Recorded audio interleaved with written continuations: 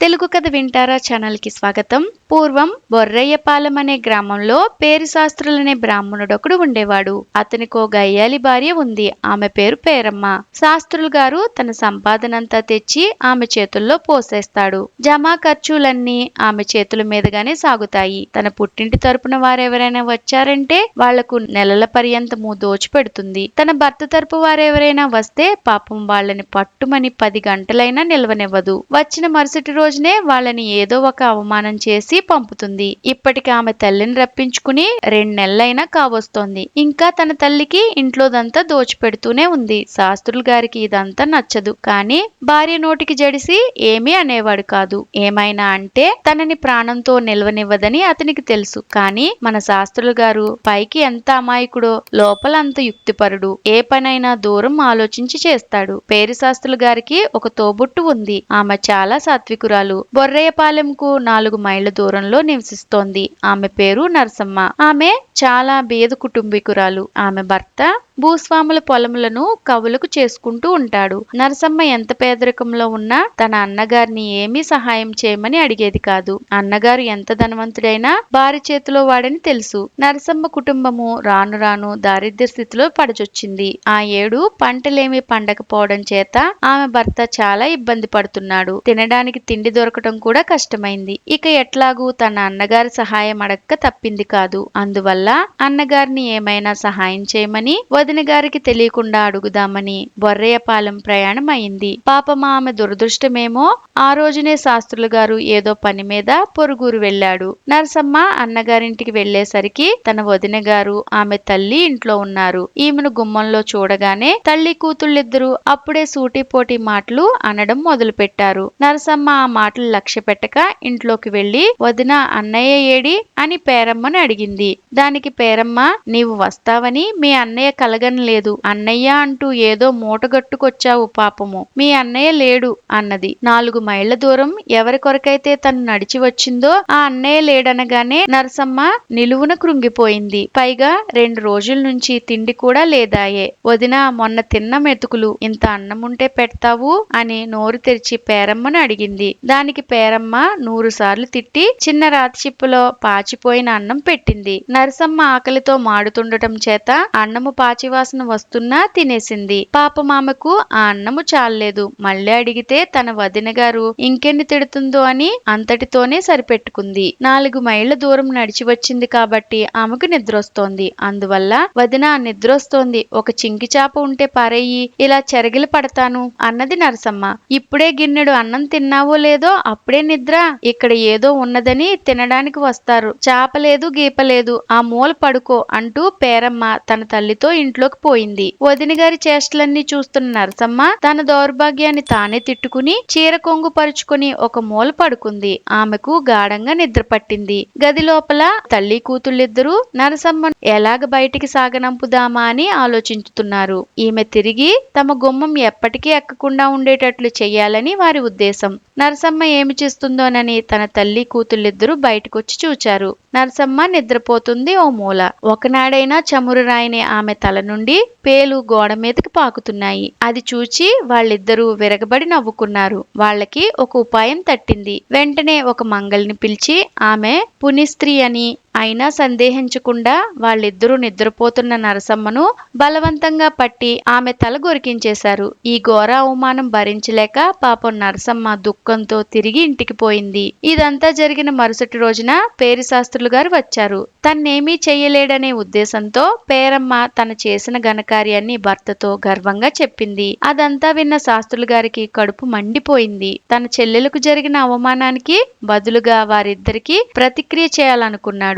ఏమి చేద్దామని దీర్ఘంగా ఆలోచించసాగాడు. ఇది జరిగిన కొంతకాలానికి పేరమ్మ తల్లి తన భర్త వద్దకు వెళ్లిపోయింది. సమయం కోసం ఎదురు చూస్తున్న శాస్త్రులు గారు సంతోషించాడు. ఏదో పని ఉందని భార్యతో చెప్పి శాస్త్రులు గారు బయటకు వెళ్లాడు. అక్కడక్కడ ఒక రోజు గడిపి ఇంటికి వచ్చి లేని విచారాన్ని నటిస్తూ కూర్చున్నాడు. ఇంతలో పేరమ్మ వచ్చి ఏమండి అలా ఉన్నారు అని అడిగింది. దానికి శాస్త్రులు అబ్బా ఏమని చెప్పనే, నేను వెళ్లడము తిన్నగా మీ అమ్మ దగ్గరికి వెళ్ళాను. ఇక్కడి నుంచి ఆమె వెళ్లిన లగాయతు చాలా ఇబ్బందుల్లో ఉన్నది. తిండి కూడా కష్టంగా ఉందట. నిన్నేమైనా సహాయం చేయమన్నది అని నిజంగా తను వెళ్లి వచ్చినట్లుగానే చెప్పాడు. ఆ మాటలు విన్న పేరమ్మ ఏడుస్తూ గబగబా ఇంట్లోకెళ్లి 4 పట్టు చీరలు 30 రూపాయలు తీసుకొచ్చి నేనిచ్చానని చెప్పి ఇవి మా అమ్మకి ఇచ్చిరండి, త్వరగా వెళ్ళండి అని అప్పటికప్పుడే భర్తను తల్లి వద్దకు ప్రయాణం చేసి పంపింది. తన తల్లికి ఇవ్వమని భార్య ఇచ్చినదంతా పుచ్చుకుని శాస్త్రి తిన్నగా తన చెల్లెలు వద్దకు వెళ్లి ఆ పట్టుబట్టలు 30 రూపాయలు ఆమెకిచ్చి వాళ్ళని అవమానించడానికి తాను పన్నిన పన్నాగమంతా చెప్పి క్షమాపణ వేడుకున్నాడు. నరసమ్మ అన్నగారి యుక్తికి సంతోషించింది. శాస్త్రులు గారి ఇంటికి వచ్చి భార్యతో నీ తల్లికి నీవు పంపినదంతా ఇచ్చాను, ఆమె చాలా సంతోషించింది అని చెప్పాడు. కొంతకాలం జరిగాక శాస్త్రులు మళ్ళా ఇదే ఎత్తు వేసి కొంత డబ్బు కొన్ని బట్టలు అవి తన చెల్లెలకు చేర్చాడు. అన్నగారికి తన మీద ఉన్న ప్రేమకు నరసమ్మ దంపతులు చాలా సంతోషించారు. ఈ విధంగా కొంతకాలం జరిగింది. పేరు శాస్త్రులు ఈ దఫా అత్తగారికి భార్యకు అవమానం చేయాలని ఉద్దేశంతో భార్యతో చెప్పి అత్తవారింటికి నిజంగా ప్రయాణమయ్యాడు. వెళ్లి అత్తగారితో ఈ విధంగా చెప్పాడు. అత్త ఇంకేముంది, నా కొంప మునిగిపోయింది. మీ అమ్మాయికి ఈ మధ్య పెద్ద జబ్బు చేసింది. ఎన్ని మందులు ఇప్పించినా పోలేదు. కొందరు ఇది గాలి సంబంధమని చెప్పారు. వెంటనే భూత వైద్యుల్ని పిలిపించి చూపించాను. వాళ్ళు ఈ జబ్బు కుదరడం చాలా కష్టమన్నారు. ఎట్లా నయమవుతుందో చెప్పమని వాళ్ళని కాళ్ళ వేళ్ల బతిమలాడాను. దానికి వాళ్ళు నవమాసములు మోసి ఈమెను కన్న తల్లి తన తల గొరిగించుకుని పేడ నీళ్లు ఈమె మొకాన చల్లి చీపురుతో బాదుతూ నా కూతుర్ని వదిలిపోతావా పోవా అని తన కూతుర్ని చావబాదాలి. ఆమె ఎంత గట్టిగా కూతుర్ని కొడితే ఆమెను పట్టిన దెయ్యం అంత త్వరగా వదిలి పారిపోతుంది అని భూత వైద్యులు చెప్పారత్తా అని విచారం నటిస్తూ అన్నాడు. దెయ్యాల మీద దేవర్ల మీద నమ్మకం ఉన్న అత్తగారు ఇదంతా నిజమేనని నమ్మింది. వెంటనే కూతురు దగ్గరికి ప్రయాణమైంది. అప్పుడు శాస్త్రి నీ కూతుర్ని నేను ఇక్కడకు తీసుకువస్తాను, నీవు రానవసరం లేదు. మేము వచ్చేసరికి నీవు తల గొరిగించుకుని నేను చెప్పినట్టుగా తయారయి ఉండు అని నేరుగా భార్య వద్దకు వచ్చేశాడు. పేరమ్మ తన తల్లి క్షేమములు ఎట్లా ఉన్నాయా అని భర్తను అడిగింది. వెంటనే శాస్త్రులు విచారంతో ఈ విధంగా చెప్పాడు. ఇంకేముందే, మన కొంప మునిగింది. మీ అమ్మకు గాలి సోకిందట.